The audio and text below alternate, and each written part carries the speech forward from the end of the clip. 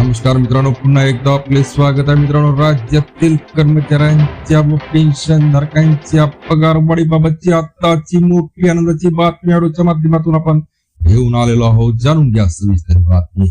त्याकरता हा व्हिडिओ शेवटपर्यंत पहा मित्रांनो. चॅनलला आपण सबस्क्राईब करा नसेल सबस्क्राईब करा, लाईक करा आणि ही मोठी बातमी आपल्या मित्र परिवाराला सुद्धा शेअर करायला विसरू नका.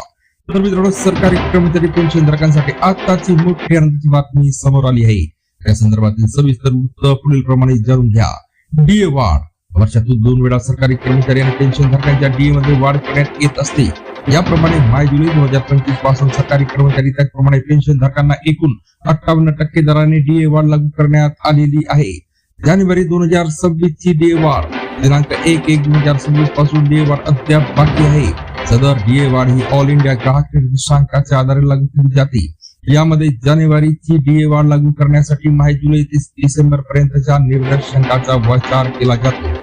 सदर निर्देशांक केंद्रीय कामगार विभागामार्फत जाहीर केले जाते. नुकतेच कामगार विभागामार्फत मार्च डिसेंबर 2025 पर्यंत निर्देशांक जाहीर करण्यात आलेले आहे. यामुळे जानेवारी 2026 ची डीए वाढ निश्चित झाली आहे. 2% डीए वाढ निश्चित. मित्रांनो, ऑल इंडिया ग्राहक निर्देशांकाचा विचार केला असता दिनांक 1/1/2026 पासून किमान 2% डीए वाढ निश्चित झालेली आहे. यामुळे सरकारी कर्मचारी पेन्शन धारकांना दिनांक 1/1/2026 पासून 7% दराने महागाई भत्ता फरकासह मिळणार आहे. पुन्हा नवीन अपडेट सह पुढच्या व्हिडिओमध्ये. धन्यवाद.